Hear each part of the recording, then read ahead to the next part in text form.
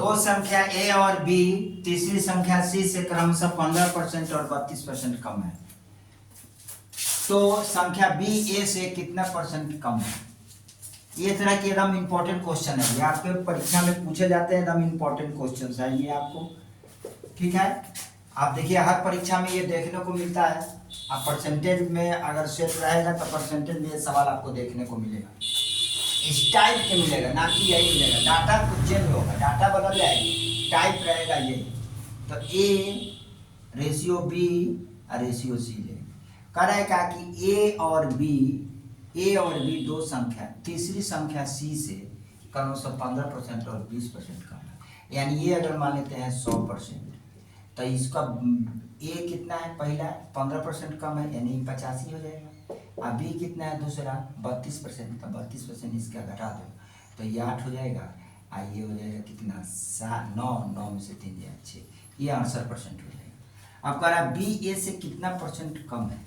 अभी इससे कितना परसेंट कम है? तो इससे घटा लीजिए। 85 में से 68, 15 में से 8 गया 7, यहाँ 7 में से 1 गया 6 गया 1 17। अब 17 अब बटा में 68, 20 से परसेंट। बी ए से कितना परसेंट कम है? तो बी जो है ए से कितना परसेंट कम है?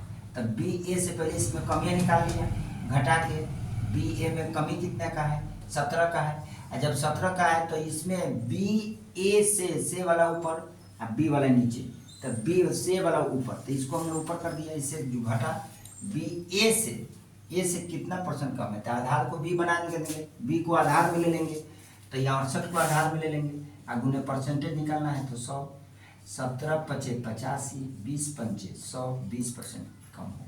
कितने परसेंट कम होगा? तो 20% कम होगा। ये आपका आंसर हो जाएगा।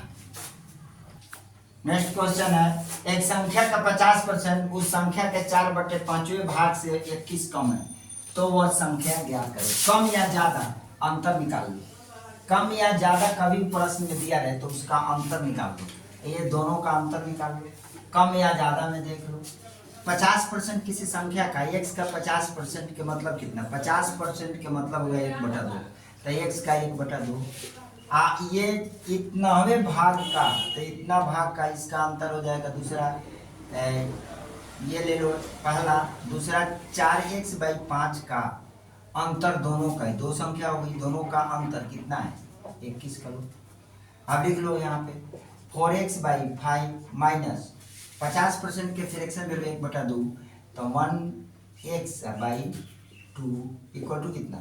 21। लघुत्तम ले लो 5 2 10, 5 दूना 10, 4 दूना 8x माइनस 5 दूना 10, 5 दूना 10 यहाँ 5x बराबर कितना हो जाएगा? 21। ये दोनों में 3x, इसका मल्टीपल यहाँ करा लो तो 21 गुने 10। अब 7 का 21, इससे गुना करा लो, 7 ही है 70। आपकी संख्या कितनी होगी? 70 हो जाएगी। ओके, किसी संख्या पहले 20%, किसी संख्या में पहले 20%, किसी संख्या में पहले 20% घटाया गया और बाद में 15% बढ़ाया गया। इस संख्या, इस तरह प्राप्त संख्या कुल संख्या से 64 कम है, तो मूल संख्या ज्ञात करें। मतलब पहले एक संख्या मान लेते हैं, लेट कर लिए कि एक संख्या क्या है, माना कि एक संख्या x है। अब x में पहले 20% घटा दिया गया, तो x में 20% घटाएगा तो 80 हो जाएगा। इसके बाद में 15% बढ़ा दिया गया तो 115/100। अब कह रहा है कि ये संख्या मूल संख्या से, पहले वाली संख्या से, इस संख्या से, तो इसको माइनस करो, इस संख्या से कितना अधिक है? 64 कम है, बराबर 64। यानी ये संख्या मूल संख्या से कितना कम है? तो निकाल लिया, 0 से 0 काट दो और इसे काट दो। 25 चौका 100, 4 दूना 8, 25 4 दूना 8, 5 दूना 10 काट लो, 4 दूना 8, 5 दूना 10 काट लो, 25 चौका 100 काट दो, 23 5 115 काट लो।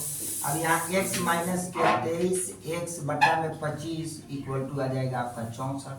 देखिए एक संख्या मूल संख्या, तो संख्या x मान लिया, उसी का 80% एक पर घटाया गया और दूसरे बार 15% बढ़ाया गया।